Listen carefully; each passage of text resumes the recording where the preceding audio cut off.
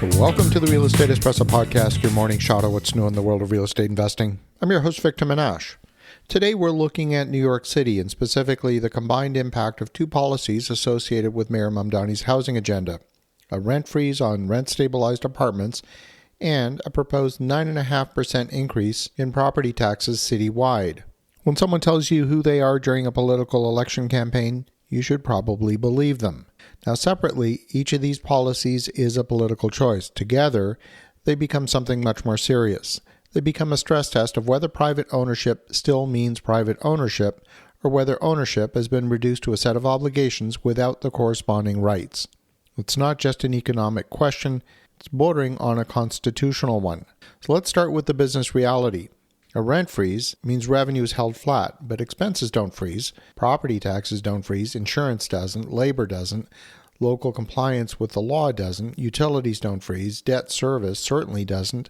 And if you take the top line, pin it to the floor while expenses keep rising, you're not regulating returns. You're compressing margins, and for many small landlords in New York City, there isn't any margin left to compress.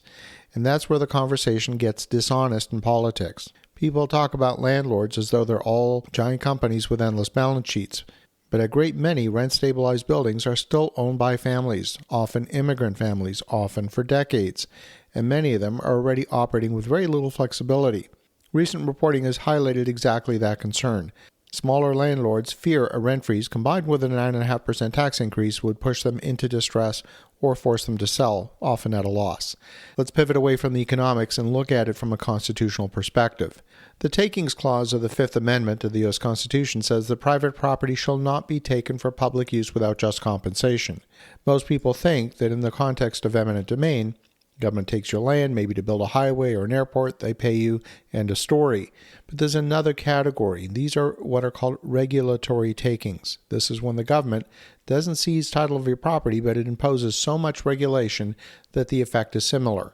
Now, this is where we need to be careful. Under the current Supreme Court doctrine, a rent freeze by itself is not automatically a taking.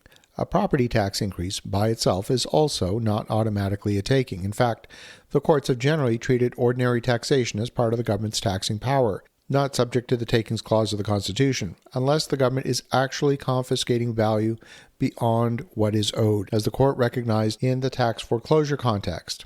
In rent regulation cases, the courts have generally given government a lot of latitude.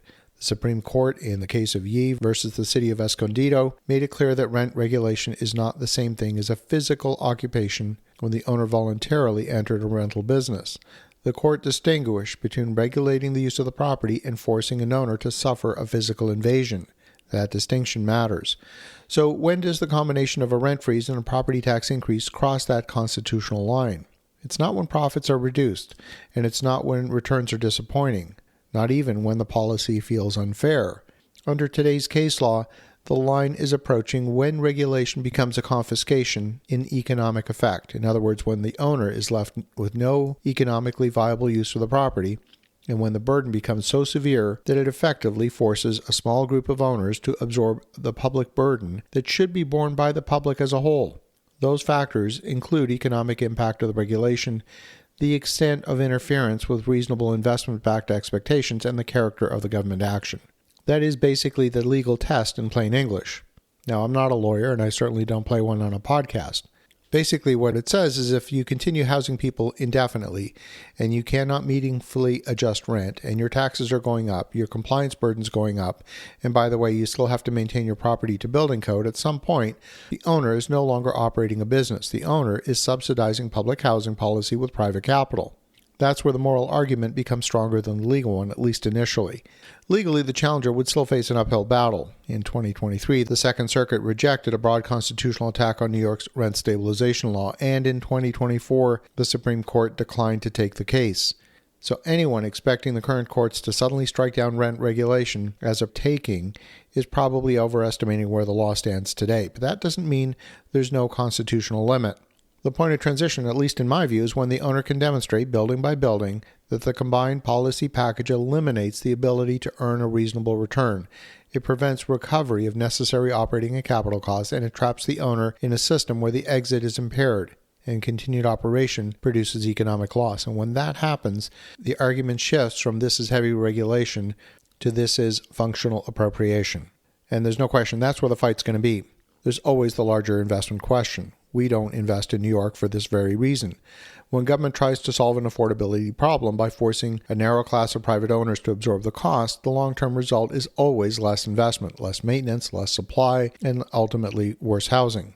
You cannot freeze economics unless you plan to take over housing altogether. You can ignore it for a little while, maybe for a political term, but in the long term, history's shown this doesn't work. If policymakers want affordability, then fund affordability transparently through the public purse. Don't impose it selectively on property owners and pretend that nothing's been taken.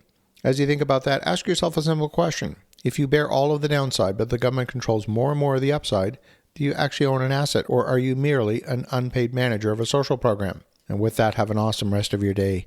Go make some great things happen. I'll talk to you again tomorrow.